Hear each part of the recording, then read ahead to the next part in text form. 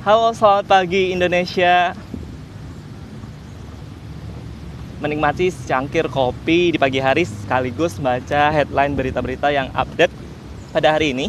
Ya, suatu kenikmatan bagi sejumlah masyarakat ataupun terutama penikmat kopi di Indonesia sebelum beraktivitas. Selain di pagi hari ataupun jeda rehat di sela-sela pekerjaan ataupun yang begadang di malam hari biasanya menikmati secangkir kopi. Dan fenomena kopi di Indonesia semakin marak dengan dilihatnya makin banyaknya kafe-kafe kopi di Indonesia yang bertebaran di mana-mana dengan berbagai jenis kopi yang ditawarkan. Nah, terkait dengan kopi, akhir-akhir ini bagi masyarakat Indonesia baik di media sosial ataupun di media massa sedang ramai perbincangan tentang kasus pembunuhan Jessica Kumala Wongso, di mana diduga Jessica yang sekarang sebagai tersangka membunuh Mirna dengan menggunakan zat cyanida yang ditaruh di dalam kopi yang diminum oleh Mirna. Nah, saya akan coba bertanya kepada masyarakat, bagaimana pendapat masyarakat terkait kasus yang sedang terjadi ini. Dan saat ini saya sudah berada dengan Mas Aldi yang sedang santai di sekitaran Taman Suropati Menteng, Jakarta Pusat. Mas Aldi, suka kopi nggak, Mas? Suka. Biasanya berapa kali atau kapan minum kopi? Biasa saya pagi sama siang hari. Pagi dan siang hari. Rutin tuh 2 kali sehari. Rutin. Nggak takut sama kopi? Ya, at least sih kopi buat tambah kafein stamina aja sih. Buat berpikirnya supaya rasional. Kalau kasus Jessica, tahu nggak Mas Aldi? Oh ya, tahu. Nggak takut setelah ada kasus Jessica minum kopi di warung-warung ataupun di kafe-kafe? Ya, kalau Jessica kan kemungkinan ada intrik-intrik khusus ya. Yeah. Mungkin ada sesuatu yang mencurigakan. Ya mungkin kalau saya ngopi di wilayah-wilayah seperti ala kadarnya kayak warung atau kafe, ya saya sih nggak takut, biasa aja. Nah, hari ini nih hari sidang pra peradilan yang dituntut oleh Jessica sama kuasa hukumnya. Ada tanggapan nggak Mas terhadap polemik kasus yang masih berlangsung hingga saat ini?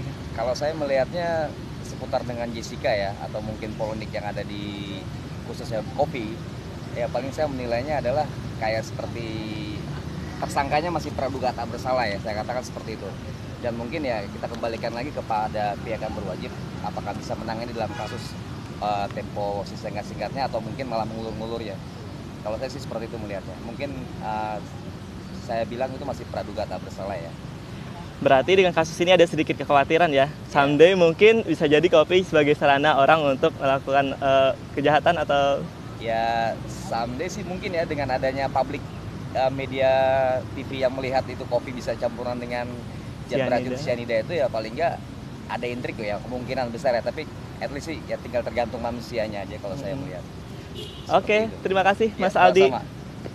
Nah, itu opini dari salah satu masyarakat tentang fenomena kopi yang dijadikan sarana untuk melakukan tindak kejahatan. Saya akan coba untuk mencari satu orang lagi di sekitar kawasan ini tentang fenomena ini. Mari kita cari dulu. Halo, pagi Pak. Boleh diganggu sebentar, Bapak? Dengan Pak siapa, Pak? Budi. Pak Budi. Pak Budi lagi ngapain, Pak? Tampaknya ada kopi di dekat Pak Budi. Berarti Pak Budi ini salah seorang penikmat dari kopi ya, Pak ya? Benar, Pak Budi? Kurang lebih begitu. Berapa kali Pak biasanya untuk menikmati kopi? 3 kali sehari. Rutin tiap harinya Pak? Nggak rutin Pak Budi ya? Pak, tahu kasus yang Jessica nggak Pak? Tahu. Gimana Pak pendapatnya tentang kasus Jessica? Gimana ya? Sangat disayangkan sih. Itu kan nyangkut nyawa orang kan. Nggak mungkin di situ ada unsur kecemburuan atau apalah. Nah, hari ini sidang pra peradilan nih. Begitu banyak kasusnya dipertanyakan banyak orang, sampai bahkan rekonstruksi ada 2 versi dan lain-lain gitu. Udah jangka waktunya sekarang udah 23 Februari nih.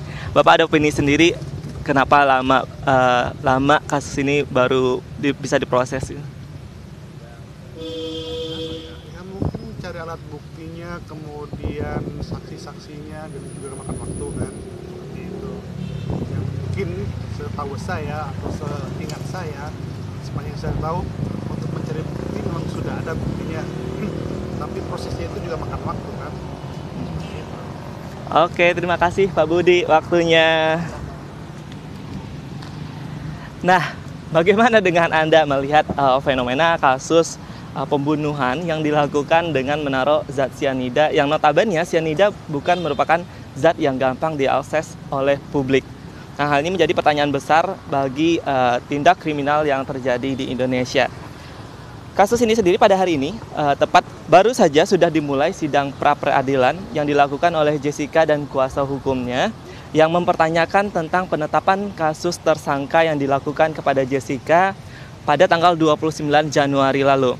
Persis 1 hari setelah penetapan kasus tersangka, Jessica ditangkap di salah satu hotel di kawasan Jakarta dan kemudian ditahan oleh Polda Metro Jaya. Dan proses penetapan tersangka ini dan penahanan yang dilakukan oleh pihak kepolisian dipra-peradilkan oleh pihak Jessica dan pengacara tim kuasa hukum dari Jessica di pra-peradilan saat ini. Nah, bagaimana situasi berjalannya sidang pra-peradilan?